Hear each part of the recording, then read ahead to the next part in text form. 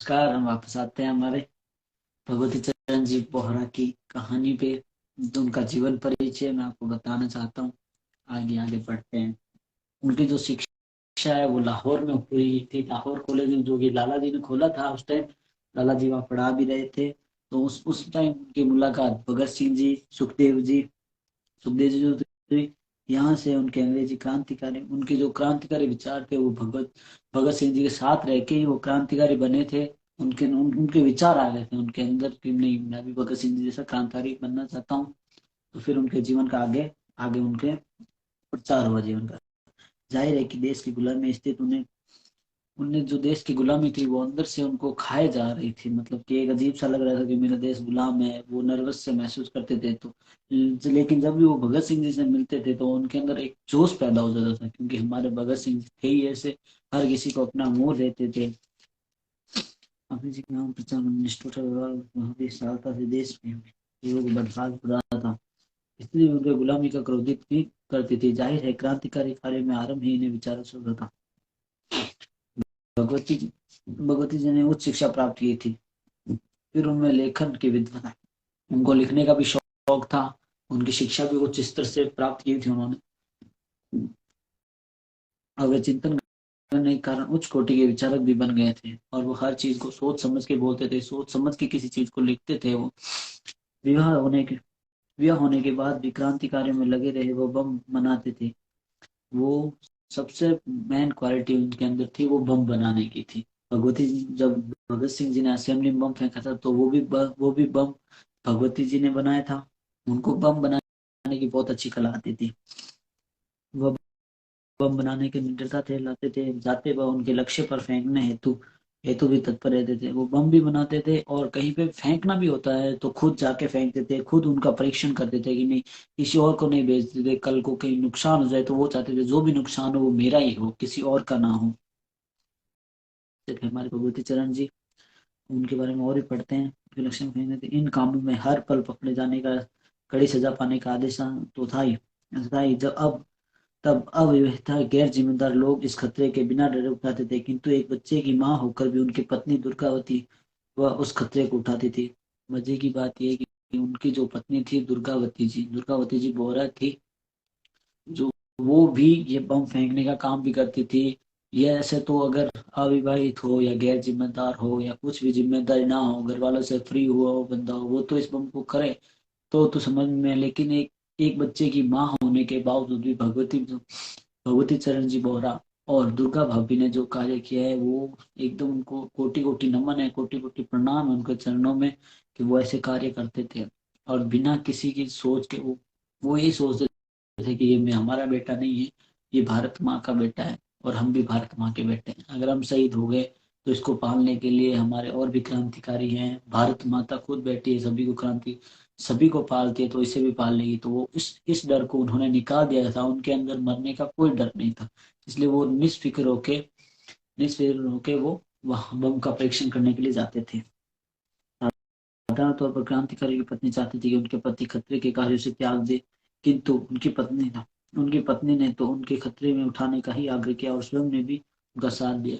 बहुत सी लोगों की पत्नियां चाहती हैं कि मेरा पति ऐसे खतरे भरे काम ना करे और इन खतरों से दूर रहे, लेकिन दुर्गा भाभी एक ऐसी पत्नी थी, उन्होंने वो खुद बोलती थी कि नहीं, आप जाओ, बम बनाओ, आप भी ऐसे खतरे मोल उठाओ और मुझे भी ऐसे खतरे उठाने का मौका दो, ताकि मैं भी अपना अपना जो नाम है वो क्रांतिकारियों की लिस्ट में जोड़ सकूं।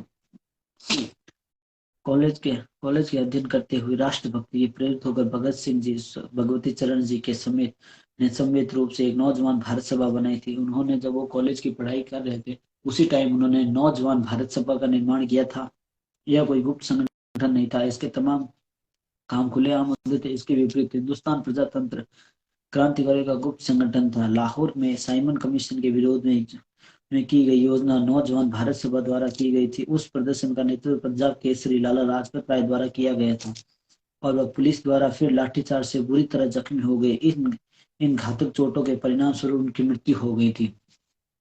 उस हत्या का प्रतिशोध पुलिस अफसरों की हत्या करके लेने का इरादा हिंदुस्तान समाजवादी प्रजातंत्र संघ द्वारा द्वारा किया गया था। भगवती चरण जी जो बोहरा थे, भगत सिंह जी, यशपाल जी व सुखदेव जी, इसमें कहीं पे भी उनके नाम के आगे जी नहीं लगाया गया है, जबकि उस गांधी के आगे इन्होंने जी लगाया है। तो मैं ये चाहता हूँ, अगर हमारे शहीदों को उन शहीदों के आगे जी तो लगा दीजिए। रिक्वेस्ट है आप सभी से, उन शहीदों के आगे आप जी जरूर लगाइए।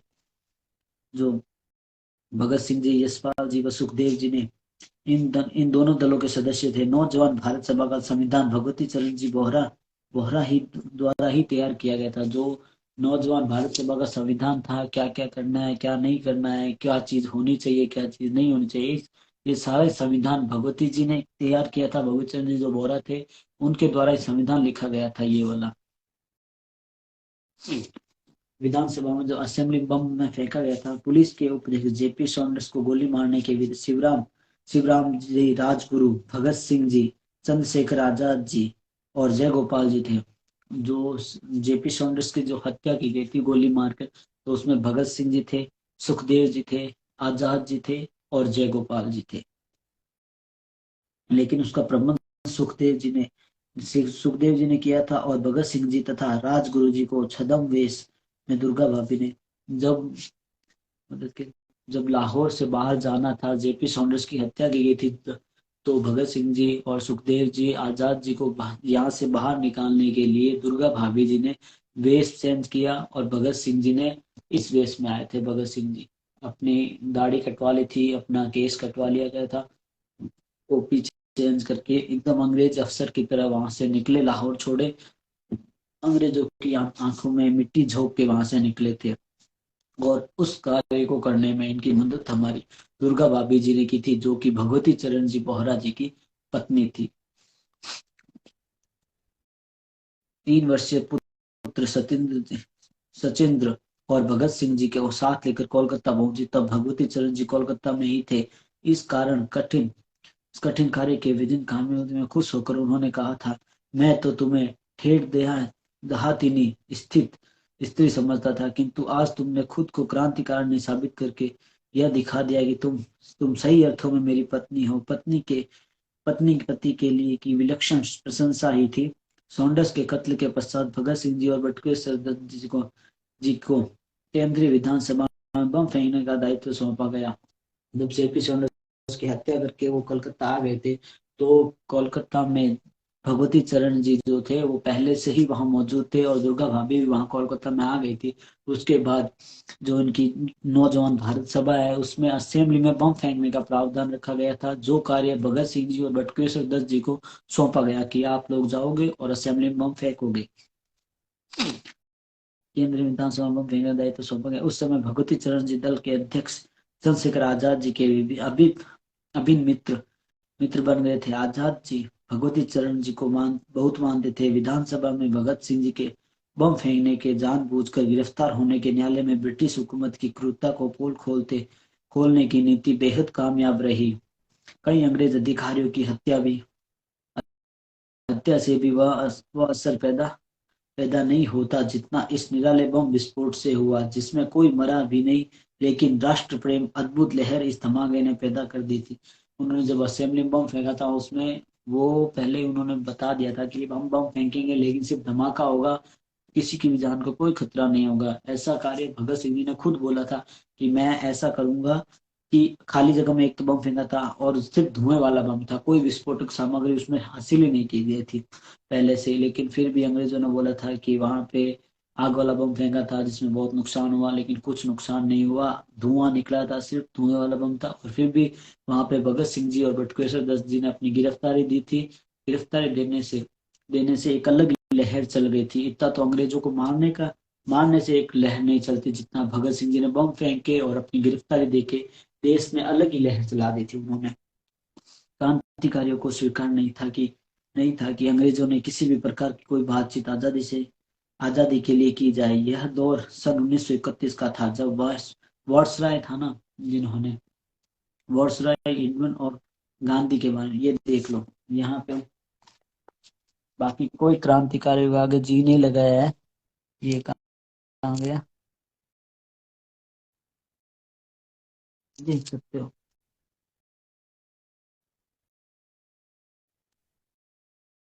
एक किसी के आगे जी लगा रहा है, जी लगा रहे हैं। गांधी ने मैं तो गांधी बोलूंगा, गांधी के समझौते के दौरान लॉर्ड इरविन को बम से उड़ा देने की योजना बनाई थी। वायसराय को भी उड़ाने की योजना बना ली थी नौजवान भारत सभा ने। उसमें जो प्रमुख थे वो भगवती चरण जी थे। उन्होंने बम से उड़ाने की इससे अतीश चक्र की प्रसिद्ध वाले पंजाब के क्रांतिकारी इंद्रपाल भी शामिल थे उसमें। अतीशी चक्र के क्रांतिकारी जो थे पंजाब के क्रांतिकारी इंद्रपाल भी शामिल थे इस बम धमाके में। कई सप्ताह तक परीक्षण करने के पश्चात निर्धारित तारीख को रेलगाड़ी की पट्टी के नीचे बम रख दिया गया। उसका संबंध तार द्वारा बैटरी से जोड़कर 50 मीटर दूर बैठकर ही धमाका कर दिया गया था। योजना कुछ हद तक ही कामयाब रही, लेकिन जब बम फटा तब तक वायसराय द्वारा डिब्बा आगे निकल चुका था। रसोईयान को साधारण नुकसान हुआ, किंतु रेलगाड़ी पटरी नहीं उतरी, बल्कि साधारण गति से चलती रही। नई नई दिल्ली स्टेशन पहुंच गई। तथापि खबर तो अखबारों में छपी और उसका व्यापक प्रभाव भी बढ़ा। वायसराय ने के मर जाने से कोई भी अंतर नहीं पड़ता, नया वायसराय आ जाता, लेकिन राष्ट्रभक्तों से सक्रियता का देश भर में सहारा मिल गया। सहारा उनको लगा नहीं, अब हमारे देश में क्रांतिकारी हो चुके हैं जो कि हमारे देश को आजाद जरूर कराएंगे। शांति से कभी कोई देश आजाद नहीं हुआ है, हमेशा अगर आजादी चाहिए तो क्रांति लानी पड़ेगी। ये यही सोच थी हमारे सारी क्रांतिकारी भाइयों की, जो जितने भी शहीद थे, और हमारी भी यही सोच है। गांधी गांधी द्वारा बम की निंदा। जब जब असेंबली में बम फेंका गया तो उस गांधी ने हमारे क्रांतिकारियों की भी निंदा की थी और उस बम की भी उन्होंने निंदा की थी। आतिश अहिंसावादी गांधी को हिंसा का कोई भी कार्य नहीं सुनाया सुनाया था। इस कारण यह कार्य भी उन्हें रास नहीं आया। वायसराय की गाड़ी को बम से उड़ाने प्रयास की निंदा करते हुए उन्होंने कहा अपने अखबार यंग इंडिया, उस टाइम गांधी का खुद का अखबार था यंग इंडिया, में एक लेख लिखा, कल्ट ऑफ द बम पूजक संप्रदाय। उन्होंने हमारे जो वो नौजवान भारत सभा के जो सदस्य थे उनको बोला था बम पूजक संप्रदाय के, ये बम बनाने वाला दल है और इनका आप सपोर्ट ना करें। उस टाइम उन्होंने गांधी ने ये बात बोली थी अपने अखबार में यंग इंडिया में। क्रांतिकारियों को यह लेख चूपना ही था। इस जवाब तैयार किया भगवती चरण जी। इसका जवाब जो रिप्लाई था वो भगवती चरण जी बोहरा ने बहुत अच्छा जवाब तैयार किया था, और यशपाल जी ने इस पत्र का शीर्षक था फिलोसफी ऑफ द बम का दार्शनिक सिद्धांत। बम का सिद्धांत इन्होंने तैयार किया था। 26 जनवरी 1930 को यह पूरे देश में प्रचारित किया गया। यह गांधी के चुपते लेख का मुंह तोड़ जवाब था। सभी क्रांतिकारियों ने इस लेख को भूरी भूरी प्रशंसा दी। जितने भी क्रांतिकारी थे उन्होंने इस लेख को पूरी पूरी प्रशंसा दी थी, बहुत अच्छा कार्य किया। कई बार यह जरूरी हो जाता है कि पूरे संगठन को खतरे में बचाने के लिए किसी भी प्रकार का जोखिम उठाया जाए। दरअसल एक बार यह हुआ कि फणिचंद्र फणींद्र घोष व जय गोपाल नाम के दो क्रांतिकारी पकड़े जाने पर पुलिस की यातनाओं से घबराकर सरकारी गवाह बन गए। इन क्रांतिकारियों में दो गद्दार भी हुए थे, हम उनको गद्दार बोलते हैं, उस टाइम भी उनको गद्दार बोला जाता था। तो फणींद्र घोष और जय गोपाल थे। आपको पता है जब जेपी सॉन्डर्स की हत्या हुई थी तो उस टाइम उनको सारी योजना पता थी। उन्होंने भगत सिंह जी का नाम लिया था, सुखदेव जी का नाम लिया था, चंद्रशेखर आजाद जी का नाम लिया था, जय गोपाल जी का नाम लिया था। उन्होंने बोला ये बस मार के डर से उन्होंने उनका नाम ले लिया। तो ऐसे गद्दारों को कभी हम याद नहीं रखते हैं। बनना है तो देशभक्त बनो, गद्दार नहीं बनना है कभी भी। फणींद्र घोष बना क्रांतिकारी को पुलिस को पकड़ने यत्नों में घबरा कर गवाह बन गए। फणींद्र घोष को हिंदुस्तान समाजवादी प्रजातंत्र की सभी केंद्रीय समिति का सदस्य था। उसके दल में तमाम राज मालूम थे। दल में यह किया कि इन दोनों की मौत के घाट उतार देना ही बेहतर है। उस टाइम फैसला ये हुआ था इन दोनों को मौत के घाट उतार देना चाहिए, जेल में ही मार देंगे। इसके लिए जरूरी था कि किसी तरह जेल बंद भगवान दास माहौर तक रिवॉल्वर भगवान दास जी जो माहौर थे उनको तक रिवॉल्वर पहुंचाने का कोई अगर ऐसा कार्य कर दे कि उन तक रिवॉल्वर पहुंच जाए तो वे उन दोनों को मार देंगे, क्योंकि उसी जेल में वो भी बंद थे और उसी जेल में भगवान दास जी भी बंद थे। उन्होंने रिवॉल्वर भेजा गया। भगवती चरण जी और उनके साथी भी नामुमकिन को मुमकिन करने के कार्य में जुट गए थे। सबसे पहले एक योजना तैयार करना आवश्यक था। योजना तैयार की गई, प्रत्येक सावधानी पर भी विचार किया गया। उन्होंने एक योजना तैयार की थी कि हम ऐसे जाएंगे, ऐसे जाके जो भगवान दास जी माहौर हैं उनको हम पिस्टल देंगे अंदर जाके। उन्होंने तब वकील का वेश धारण किया था। जो भगवती चरण जी बोरा है उन्होंने वकील बन के गए थे, उनकी गिरफ्तारी के वारंट भी निकले हुए थे, लेकिन उन्होंने वकील का भेष चेंज किया, फिर वो जेल के अंदर गए थे। फिर वहीं से रिवॉल्वर भी प्राप्त किए गए। भगवती चरण जी के नाम पर गिरफ्तारी का आदेश था। फिर वह वकील का वेश धरकर जेल में भगवान दास जी माहौर सदाशिव राव जी के मुलाकात करने गए। उन्हें सूचित कराए कि रिवॉल्वर उनके पास जेल में पहुंच जाएगी। जी रिवॉल्वर दिए गए, किंतु सरकारी गवाहों को मारने का प्रयास नाकाम रहा। रिवॉल्वर पहुंचा भी दी थी उन तक, लेकिन सरकारी गवाह थे तो उस टाइम अंग्रेजों का उनको सपोर्ट था, इसलिए उनको मारा नहीं जा सका। बेशक योजना मुकम्मल रही हो सकी, किंतु भगवती चरण जी ने तनिक निराश नहीं होते हुए उन्होंने चंद्रशेखर आजाद जी को नया सुझाव दिया कि भगत सिंह जी व बटुकेश्वर दत्त जी को जेल तोड़कर छुड़ा दिया जाए, तब तब सरकार के मुंह पर तमाचा लग जाएगा। आजाद जी तो उत्साही थे। दूसरे साथी क्रांतिकारियों ने भी योजना पर स्वीकृति की मुहर लगा दी। योजना को मंजूरी मिलने पर उस कार्य की आरंभ कर दिया गया। इस नजरिए से लाहौर व बहावलपुर रोड पर एक बड़ी कोठी देखी गई। उसका आधा भाग श्रीपाल नाम अभियांत्रिक के पास, शेष आधा भाग क्रांतिकारियों के को द्वारा किराए पर ले लिया गया। यहाँ भगवती चरण जी, चंद्रशेखर आजाद जी, यशपाल जी, सुखदेव राज जी, सुखदेव क्रांतिकारी दो थे सुखदेव नाम के, एक तो जो सुखदेव जी थापर और दूसरे थे सुखदेव राज, जिनका नाम था सुखदेव राज जी।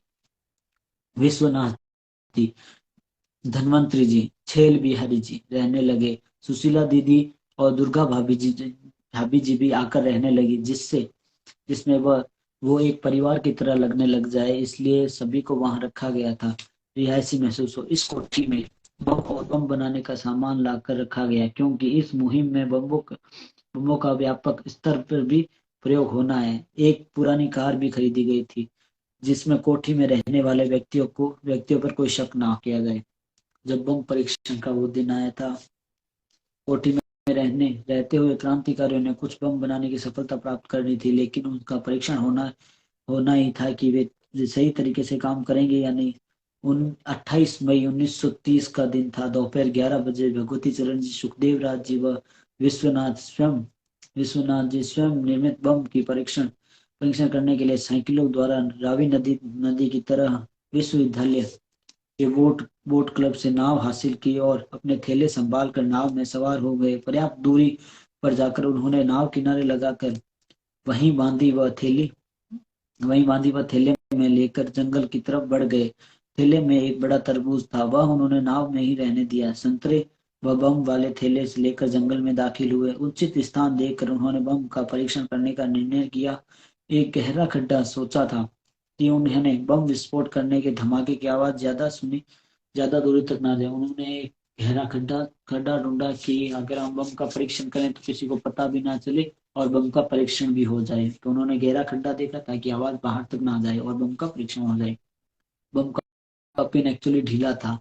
भगवती चरण जी ने बम प्लग निकाल कर उसे देखा तो प्रतीत हुआ कि उनका पिन कुछ ढीला है। सुखदेव राज जी ने भी देखा और वहां पिन वाकई ढीला है। यह बम त्रुटिपूर्ण है, आज रहने दो, कल दूसरा बम बनाकर परीक्षण कर लेंगे, आज मेरा मन नहीं है। जो सुखदेव राज जी थे उन्होंने बोला था आज रहने दो, आज मेरा मन व्याकुल है, इसलिए आप आज बम का परीक्षण नहीं करते हैं, कल करते हैं। लेकिन भगवती चरण जी ने बोला नहीं, आज ही करेंगे, क्योंकि अब ज्यादा टाइम नहीं है हमारे पास। लेकिन भगवती चरण जी ने जिद पकड़ी, 1 जून को यह योजना अमल करना है।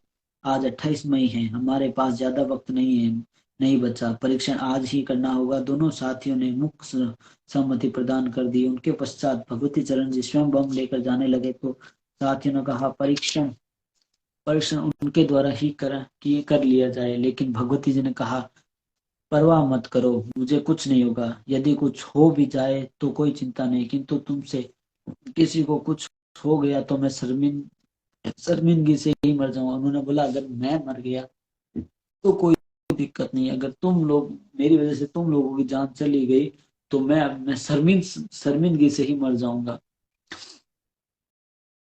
लगता था विधाता की मर्जी मर्जी को उन्हें पूर्ण, मतलब ऐसा लग रहा था कि भगवान की मर्जी उन्हें पहले से ही पता हो गई थी।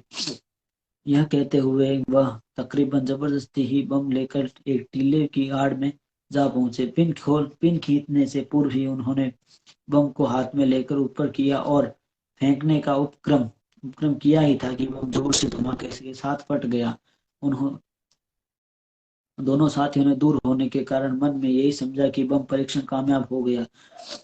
लेकिन जब काफी देर तक भगवती चरण जी नहीं लौटे, तब निर्दिष्ट स्थल और की ओर बढ़ गए। बम विस्फोटक शक्तिशाली था। जिस हाथ में उन्होंने उन्होंने बम पकड़ा था वह हाथ खत्म हो गया था। दूसरे हाथ की उंगलियां भी गायब हो गई थी। पेट में भयानक भयानक घाव था जिससे आंतें बाहर को झांकने लगी थी। रक्त भल भल करके कर बढ़ रहा था।